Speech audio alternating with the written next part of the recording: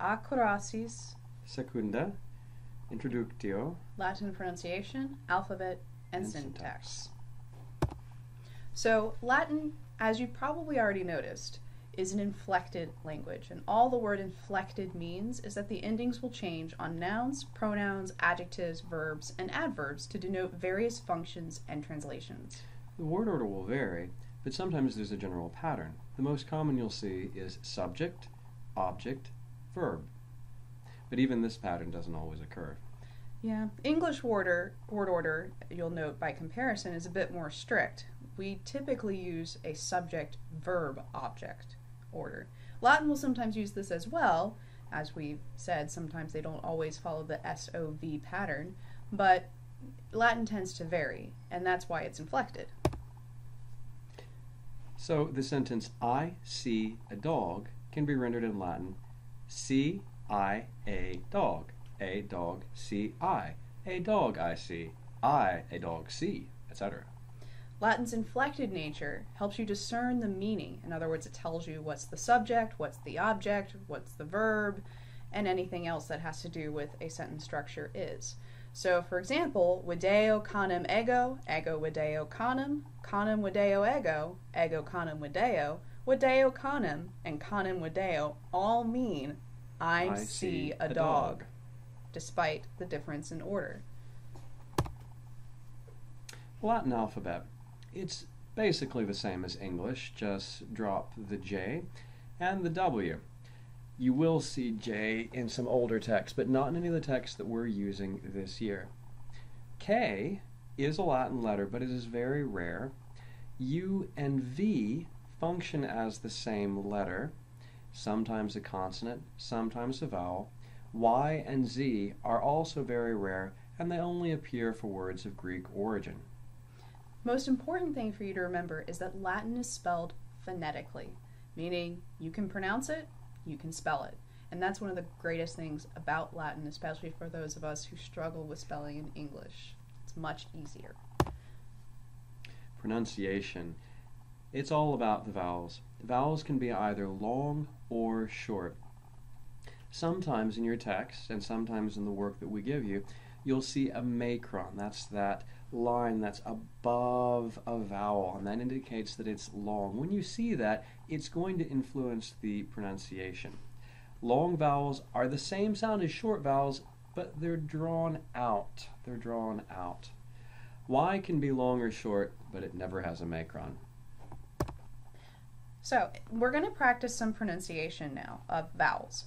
So I will be going with the short vowels, and Magister Edwardius will be doing the long vowels. Repeat after us for each vowel. We'll not only give you the vowel sound, but also an example of the word in Latin. So, a, as in pater, or dat. Casa, pater, dat, casa.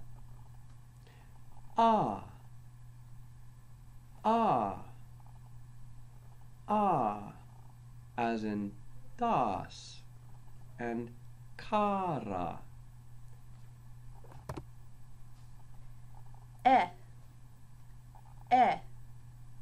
As in et, or said, et.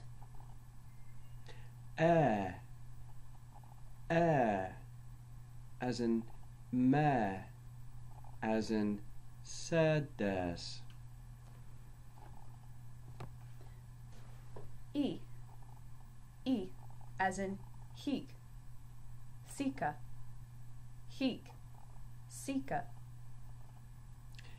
E, as in hic, or sika. Now let's know the difference between those words, because that's very subtle. So, hic, sika. Note that the I was just pronounced for a little bit longer in both of those words. Now let's move on to O. The O makes a O sound, as in os or mura. So O, os. mora. Os, mora. Then o, as in os, or mores, os, or mores.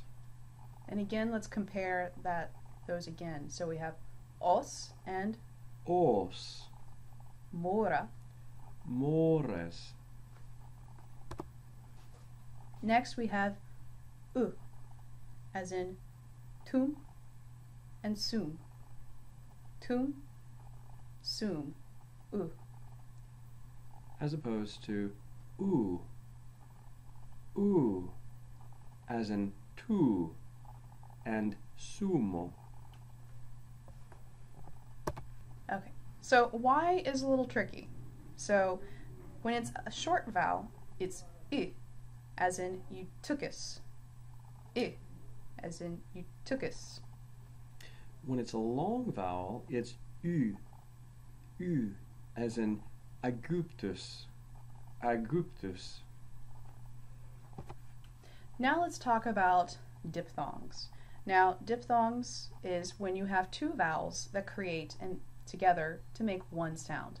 There are 5 in Latin: AE, AU, EI, EU, and OE. Now, UI is also technically a diphthong, but only in the words huius, cuius, huic, cui, and hui. So, I, as in karai. or saipe, Ow, ow, ow, ow, ow, ow, as in out. or laudo, A, a, as in dende. dende, Then eu, eu, as in seu, seu. Oi, oi, as in coepit. and proelium, And we, we, as in huius or huic, or cuius, or hui. and qui. Now let's talk briefly about some consonants. Most of them are going to be the same as English for the most part, a couple of exceptions here and there. So let's take a look at the first. Ps. Ps. Notice this has more of a P sound than the B sound. So think about the word urbs and obtineo. So pt for obtineo. C is always hard, as in can or cat, never soft as in city, hence cum, or kiwis, or facilis. Similarly, G is always going to be hard as well. We're not going to get a soft G like gem, but we're going to have hard ones like get. So gloria, gero.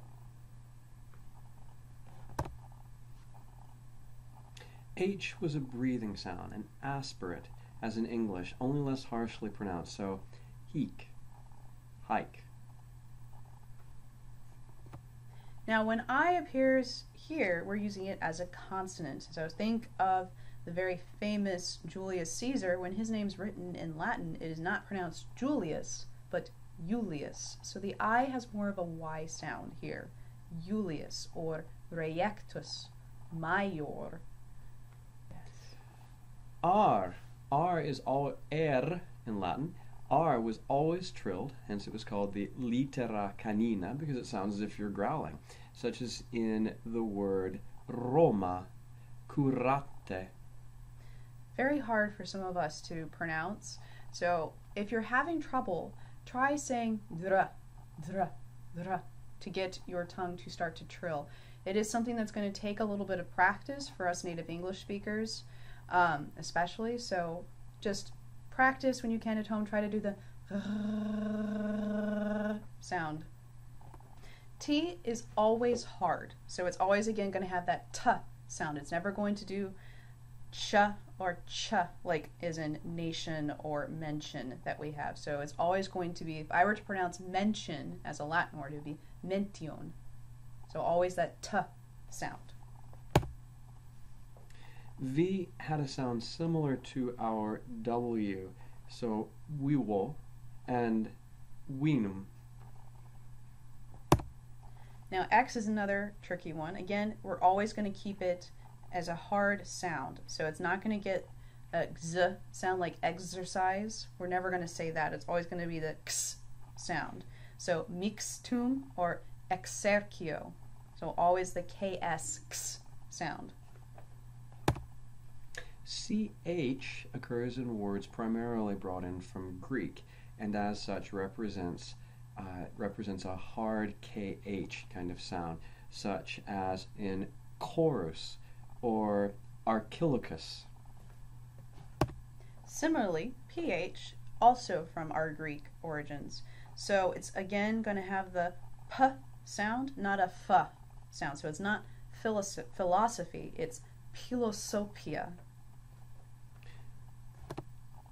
TH represented also the Greek theta and had the sound of TH as in hothouse, not the TH as in thin, or the as in theatrum. So that concludes our presentation on pronunciation, the alphabet, and syntax. I know this was a long one, guys, and it's one that you can always refer back to if you have any questions about it. But for the most part, you're going to have a pretty easy time of it because you just have to model what we do, and it's going to help you with your spelling, especially if you have difficulty with that, because remember, Latin's phonetic. So until next time, valete omnes.